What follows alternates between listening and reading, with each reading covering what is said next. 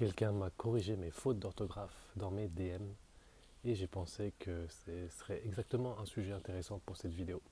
Parce qu'on passe notre vie à vouloir guérir euh, le passé, le trauma d'enfance, les blessures avec nos parents, les relations toxiques. Et en attendant, on explose parce que quelqu'un a mal garé sa voiture. Alors aujourd'hui, je veux te parler de ça. Pourquoi les petites choses sont en fait les seules choses qui comptent vraiment dans le processus de guérison. Alors il y a quelques jours, quelqu'un m'envoie un message privé et cette personne venait de finir la méthode vague, les routines, et elle m'écrit un message touchant. Elle parle de ce qu'elle a ressenti, euh, voilà, des choses qu'elle n'a pas ressenties depuis très longtemps. Et voilà, j'étais très reconnaissant par rapport à ça.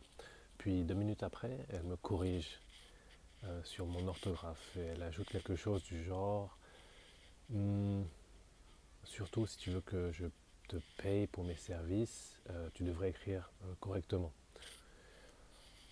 Alors voilà, bon, je ne l'ai pas pris personnellement sur le moment, vraiment pas, mais je me suis arrêté quand même une seconde sur cette phrase, parce que ce petit réflexe, ce petit besoin immédiat de corriger, de contrôler, de remettre les choses à leur place, c'est exactement ce dont on va parler aujourd'hui. Alors on croit tous que guérir, ça ressemble à une session intense avec un thérapeute ou un moment dramatique où on pleure toutes ses larmes en une fois.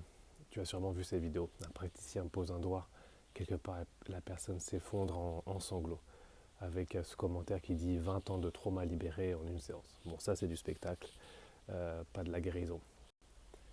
Ce que cette personne a vécu, c'est une expérience intense, réelle et valable, mais quand elle est rentrée chez elle, que le chauffeur devant elle a roulé trop lentement, elle était toujours elle-même.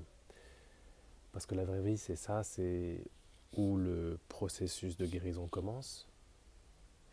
Pas sur un tapis de yoga, pas dans un cabinet, mais bien dans ta voiture, dans ta cuisine et dans un message privé pour moi. Alors, on dit souvent que la souffrance vient de l'attachement, de la préférence, et c'est là, je pense, le vrai problème. Évidemment, les traumas du passé jouent un rôle très important, mais pour cette vidéo, on va dire que le vrai problème, il n'est pas là. C'est que toi et moi, en fait, on a une idée très précise de comment les choses devraient être, comment les gens devraient se comporter et comment la réalité devrait se passer. Tu rencontres quelqu'un en soirée, tu penses que c'est la personne parfaite et puis tu vois comment elle mange, ça te rappelle une façon de faire que tu détestes et soudainement cette personne n'a plus la même aura. Et ce n'est pas elle le problème, c'est toi qui projettes. C'est une préférence non satisfaite qui remonte. Et ça arrive 50 fois par jour. Le collègue qui t'envoie un message sans ponctuation, peut-être la queue au café qui avance trop lentement, ou simplement l'ami qui vote différemment de toi. Alors ce ne sont pas des petites choses, c'est l'endroit où tu te construis et où tu te déconstruis une réaction à la fois. Moi-même, en filmant cette vidéo, voilà, je sors un peu de ma zone de confort. Il y a des bruits autour, du trafic, et je sens que ça me distrait. Je sens l'envie de m'arrêter, d'attendre que ça passe. Ça me perturbe, c'est une perturbation petite, mais elle est réelle. Et c'est exactement là, dans ce moment, en fait, minuscule, que je peux m'entraîner, pas dans un atelier de 2 jours ou dans une retraite, mais là maintenant, face à ma caméra avec du bruit de fond et mes voisins qui sont en train de regarder ce que je fais. Le processus est simple. 4 étapes. Tu remarques ce qui se passe dans ton corps, une tension dans ta gorge, une contraction dans le ventre, quelque chose qui te resserre dans la poitrine. Deuxième étape, tu acceptes que c'est là, tu ne te bats pas contre elle, tu ne l'analyses pas non plus, tu te dis juste que c'est ok d'être là.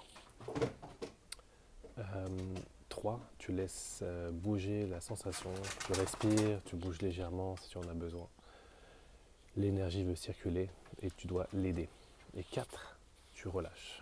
Pas parce que tu forces, parce que tu as arrêté de résister. Et tu recommences avec la prochaine irritation, le prochain petit moment, et la suivante, et celle d'après.